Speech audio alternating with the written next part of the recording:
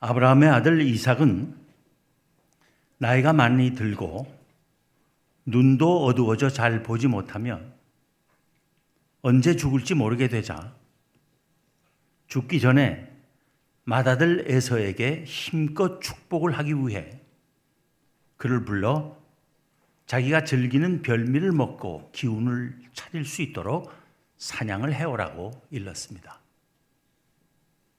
그런데 그 말을 이삭의 아내 리브가가 엿들었습니다. 그녀는 에서가 사냥하라고 나가자 그녀가 더 사랑한 작은 아들 야곱을 불러 말하기를 아버지가 즐기는 별미를 만들어 줄 터이니 가져다 드리고 에서 대신 축복을 받으라 했습니다. 야곱은 그러다가 탄로가 나면 축복은 고사하고 저주를 받을까 두려워 잠시 망설였지만 결국 어머니가 시키는 대로 에서처럼 보이기 위해 에서의 옷을 입고 염소 새끼의 가죽으로 매끈매끈한 자기의 손과 목을 감추고는 아버지를 속여 그로부터 장자인 형 에서가 받을 축복을 받아내는데 성공했습니다. 야곱이 이삭에게서 축복을 받고 나가자 사냥에서 돌아온 에서는 그가 받을 축복이 이미 동생 야곱에게로 다 가버린 것을 깨닫고 분노로 치를 떨어야 했습니다. 이미 동생 야곱을 위하여 축복했기 때문에 그가 반드시 복을 받을 것이라고 말하는 아버지에게 에서는 소리내어 울며 자기에게도 축복해 주기를 애원했지만 돌이킬 수 없다는 답을 들었을 뿐입니다. 이 일로 말미암아 야곱을 증오하게 된 에서는 머지않아 아버지가 죽으면 야곱을 죽이고 말겠다고 마음에 다짐했습니다. 그것을 또 알게 된 리브가는 야곱을 불러 형의 노가 풀리기까지 피신하여 있으라고 멀리 하란에 있는 외삼촌 라반에게로 보냈습니다. 우리는 이 이야기 속에 등장하는 네 인물이 하나같이 어리숙하거나 간교하다는 사실과 그런 가운데서도 하나님께서는 당신의 계획을 오묘하게 실현해 가심을 봅니다. 먼저 이삭을 봅니다. 사랑하던 아내와 아들 야곱에게서 속은 것이기에 그를 크게 비난할 수는 없을 것입니다. 그러나 우리는 옛날 그가 그랄이라는 곳에 거주할 때 아내 리브가가 너무 아름다움으로 그곳 사람들이 그녀를 빼앗기 위해 남편인 자기를 죽일까 두려워하여 자기 목숨을 건지겠다고 리브가를 자기의 아내라고 말하지 않고 자기의 누이라고 말함으로써 이방 남자들이 리브가를 취하려 할 수 있는 상황을 만드는 비겁함을 보인 일을 돌이켜보게 됩니다. 그의 그런 처신은 단지 인간적인 비겁함뿐 아니라 하나님에 대한 신뢰의 결핍을 보여주는 것이었습니다. 하나님께서 지켜주시리라는 믿음이 없었던 것입니다. 그가 아내 리브가에게 속은 것은 그의 그런 믿음 없음과 그런 비겁한 처신의 대가일 수 있다는 생각이 듭니다. 그럼에도 불구하고 이삭에게서 인정할 수 있는 한 가지 긍정적인 점은 야곱을 위한 그의 축복이 하나님을 상대로 한 축복이기 때문에 그가 더 사랑한 맏아들 에서의 애원에도 불구하고 야곱을 위해 한 축복을 취소하거나 변경하려 하지 않은 것입니다. 그는 단호하게 말했습니다. 그를 위하여 축복하였은즉 그가 반드시 복을 받을 것이니라. 하나님을 상대로 이랬다 저랬다 하지 않겠다는 것입니다. 리브가의 잘못은 무엇입니까? 오랜 세월 한결같이 자기를 사랑해준 남편을 속인 것입니다. 자기가 낳은 큰 아들도 속이고 그의 장자의 축복을 빼앗아 작은 아들에게 줌으로써 그에게 씻을 수 없는 상처를 입힌 것입니다. 또 야곱에게는 아버지를 속이는 일, 형이 받아야 할 큰 것을 도둑질하는 일을 가르친 것입니다. 그녀의 그런 행위를 변호할 만한 근거를 찾으려면 찾을 수는 있을 것입니다. 하나는 에서와 야곱이 아직 그녀의 뱃속에 있을 때 두 국민이 내 태중에 있구나. 두 민족이 내 복중에서 나누이리라. 이 족속이 저 족속보다 강하겠고 큰 자가 어린 자를 섬기리라 하신 하나님의 말씀입니다. 또 날 때부터 이삭이 에서만 사랑한 데서 오는 야곱에 대한 연민의 정의입니다. 그리고 에서가 쉽게 장자의 명분을 팔아버린 사실입니다.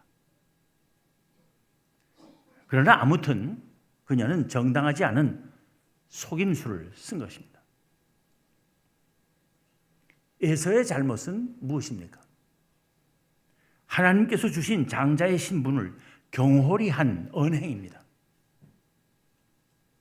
그는 아버지에게 야곱을 가리켜 말하기를 그가 나를 속임이 이것이 두 번째니이다. 전에는 나의 장자의 명분을 빼앗고 이제는 내 복을 빼앗았나이다 했습니다. 그러나 정확하게 말하자면 야곱이 에서에게서 장자의 명분을 넘겨받은 것은 속이거나 빼앗은 것이 아니고 쌍방 합의에 의한 것이었습니다.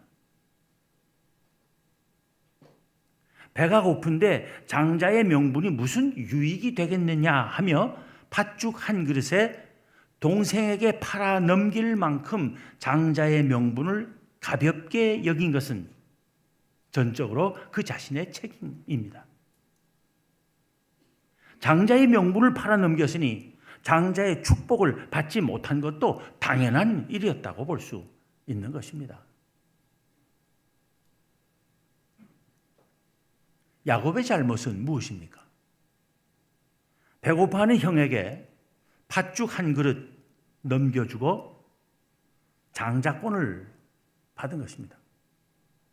그리고 아버지를 속이고 형이 받을 축복까지 훔친 것입니다. 그는 에서가 사냥을 나가고 얼마 되지 않아 어머니가 만들어준 별미를 갖고 들어가자 아버지 이삭이 놀라며 내가 어떻게 이같이 빨리 짐승을 잡았느냐 물었을 때 천연덕스럽게 대답하기를 아버지의 하나님 여호와께서 나로 순조롭게 짐승을 만나게 하였나이다 했습니다. 하나님의 이름까지 들먹거리며 아버지를 대담하고 뻔뻔스럽게 속인 것입니다. 이삭이 미십저거하며 내가 참 내 아들 에서냐 하고 물었을 때에도 그는 대답하기를 그러하나이다 했습니다. 이와 같이 매정함과 간교함으로 아버지를 속이고 형을 속이며 아버지와 형에게서 장자의 축복을 도둑질한 야곱임에도 불구하고 하나님께서는 아브라함과 이삭에게 행하신 언약을 그를 통해 지키시려는 계획을 이루어 가셨습니다. 하나님의 전적인 은혜입니다. 결과적으로 볼 때 이삭과 리브가와 에서와 야곱은 모두 이 하나님의 계획에 합력한 것입니다. 그들의 행위는 하나님 보시기에 정당하거나 칭찬받을 만한 것은 아니었습니다. 그래도 하나님께서는 그들의 어리석거나 비열한 행위까지 다 이용하셔서 당신의 계획을 이루어 가신 것입니다. 그렇다고 그들의 행위를 합리화하거나 묵과하지는 않으셨습니다. 그들은 모두 그들의 행위에 대해 책임을 져야 했고 무거운 벌을 받아야 했습니다. 리브가는 야곱에게 형의 노가 풀리기까지 몇 날 동안 피신하여 있으라 했지만 그 몇 날이 20년이 되고 말았습니다. 리브가는 그토록 사랑한 야곱이 20년 만에 집으로 돌아오는 것을 보지도 못하고 일찍 죽었습니다. 평생 그 사랑하는 아들을 그리워하다가 한 맺힌 삶을 살다 죽은 것입니다. 그리고 평생 어머니를 원망했을 맏아들과 살며 미안함과 죄책감에 시달려야 했을 것입니다. 에서는 장자의 명분과 축복을 다 잃고 말았습니다. 야곱은 형을 상대로 팥죽 한 그릇의 장자권을 챙긴 대가로 외삼촌 라반에게 20년간 엄청난 착취를 당했습니다. 또 그는 눈이 잘 안 보이는 아버지를 속인 죄값으로 멀쩡하게 눈 뜨고도 장님처럼 아내를 바꿔치기 당했습니다. 그는 예쁘지도 않은 외삼촌의 큰딸 레아를 예쁘고 사랑하는 작은 딸 라헬인 줄 알고 신부로 맞아 첫날 밤을 지내고는 평생 아내로 데리고 살아야 했던 것입니다. 또 그는 형의 옷을 입고 아버지를 속인 죄값으로 자기도 훗날 자기 아들들한테 옷으로 속아 가장 사랑하던 요셉이 짐승에 찢겨 죽은 줄 알고 긴 세월을 낙이 없고 죽고 싶은 세월을 살았습니다. 그리고 형 에서에게서 도망쳐 떠난 지 20년 만에 그를 다시 만나 용서와 화해를 얻기는 했지만 그 전까지는 그의 복수에 대한 두려움 때문에 한없이 떨며 번민해야 했습니다. 그는 많은 재산을 모아 고향으로 돌아왔고 죽은 줄 알았던 아들 요셉이 이집트의 총리 대신이 되었기 때문에 말년에는 이집트로 가서 부귀 영화를 누리고 살았으며 그가 죽었을 때에는 사람들이 그를 위해 바로의 장례식에 버금가는 장례식을 거행하는 영광을 누리기는 했지만 훗날 그 자신이 돌이켜보며 말한 대로 험악한 세월을 살아야 했던 것입니다. 하나님께서는 야곱에게 엄청난 은혜를 베푸셨습니다.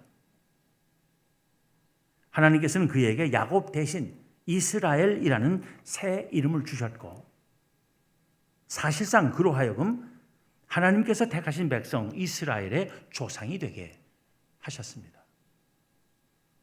그의 12아들이 모두 이스라엘의 12지파의 조상들이 된 것입니다. 하지만 그만큼 굴곡이 크고 고생과 고뇌로 가득 찬 인생을 산 사람도 없을 것입니다. 하나님께서는 그에게 은혜의 하나님이시면서도 엄격한 공의의 하나님이셨던 것입니다. 그가 행한 모든 잘못을 정확하게 그에게 되돌려 갚으신 것입니다. 하나님은 공의로우십니다. 하나님께서는 은혜를 베푸시면서도 공의를 세우시고 공의로우시면서도 은혜로우신 하나님이십니다. 사람들의 온갖 어리석음과 실수와 잘못된 행위에도 불구하고 또 그 모든 것을 이용하시면서 당신의 계획을 이루어 가실 만큼 하나님의 섭리는 오묘합니다. 그러나 아무리 결과적으로 하나님의 계획에 쓰임받았다고 해도 사람들의 정당하지 못한 행위는 묵과될 수 없음을 보여주십니다. 목적이 선하거나 결과가 좋다고 모든 행위가 정당화되는 것이 아님을 알아야 합니다. 선한 삶의 목표를 세우되 모든 일의 결과는 하나님께 맡기고 매사의 과정과 방법 또한 선하기를 힘쓰는 우리가 되어야 할 것입니다. 오늘은 우리 교회의 창립 기념 주일입니다. 하나님께서는 우리 교회로 하여금 이 땅의 어머니 교회로서 129년의 세월을 견디게 해 주셨습니다. 그 가운데는 험악한 세월들도 있었습니다. 일제의 강점기와 6.25 전쟁의 참화도 견디게 해 주셨습니다. 크나큰 은혜가 아닐 수 없습니다. 이 놀라운 은혜 하나님께 감사하며 또한 공의로우신 하나님께 반듯한 믿음과 순종으로 응답하는 교회가 되기를 다짐해야 할 것입니다. 우리나라가 공의로운 나라가 되어야 하겠고 그러기 위해서는 이 땅에 그리스도인들이 먼저 공의로워져야 하겠으며 또 그러기 위해서 가장 오래된 우리 교회부터 공의로운 하나님의 백성들의 공동체가 되어야 할 것입니다. 항상 은혜와 공의가 함께 가득한 세문안 교회가 되기를 기원합니다. 기도하겠습니다.